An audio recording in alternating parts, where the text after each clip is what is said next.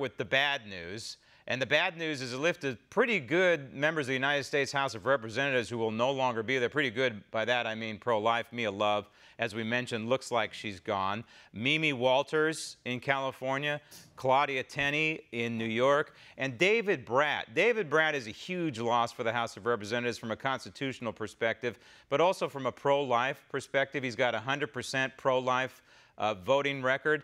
The person who beat him, by the way, the Spanberger, was endorsed by NARAL. And let's face it, the bottom line here is when you put all this together, we have a prospect of a pro-abortion House of Representatives for the next 2 years.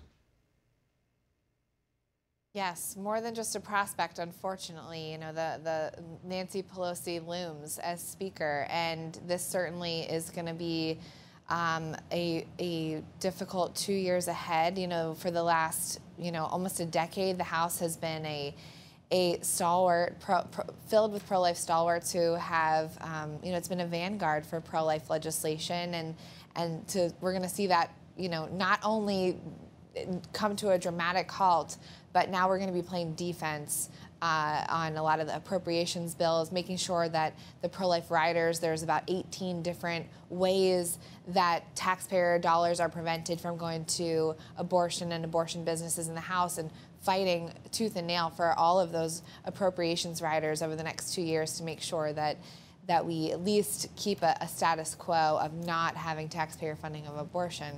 And that brings us to the good news, right? Because the good news is the United States Senate should be, and I underline should be, with the leadership in there, you never know, but should be the firewall, the pro-life firewall on Capitol Hill. And we have some new representation going to the Senate, including Marsha Blackburn, and we have Howley, and we have Scott from Florida, who appear to be pretty solid pro-life. And so if these folks stick together and they really read these pieces of legislation, they read them carefully for any kind of poison pro-abortion pills in there, the firewall should be in place.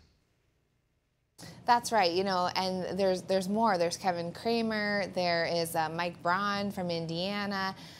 And a lot of the reasons why the House, is in not as great shape is because a lot of pro-life women actually moved up and moved on. Marsha Blackburn in the Senate, Kristi Noem got elected to governor in North Dakota.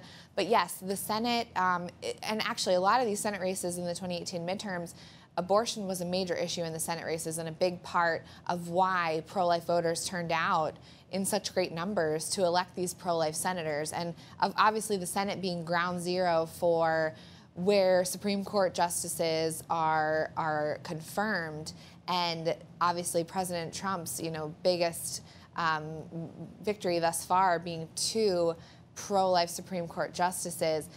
If we had to keep one of the 2 chambers, we are so thankful that we still have the Senate, and of course a lot of work went into that. Susan B. Anthony, we knocked on.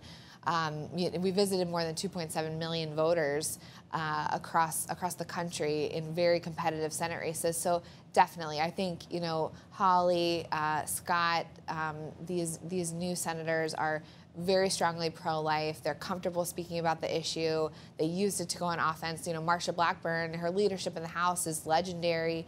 Taking on Planned Parenthood and the baby body parts scandal, working to stop taxpayers from funding that atrocity. So we've got a great lineup in the Senate that's ready to protect unborn children, and they absolutely will be a firewall to any pro-abortion nonsense that the House gets up to under Pelosi's leadership. Yeah, keeping control of the House is crucial for all those reasons you just mentioned, but it's also very important to have a pro-life president. And I don't think I'm going out on a limb in saying that Donald Trump is maybe the most pro-life president since Ronald Reagan, and I think he's the kind of president who would go to the mat. For example, if they happen to squeeze in there some sort of, abortion funding and some sort of spending bill, I think that the president would go to the mat for the cause of pro-life and not sign that thing and kick it back and say, hey, you know what, give me a clean one. I hope he goes to the mat for the wall, by the way, and funding for the wall, but I think he would also go to the mat for life.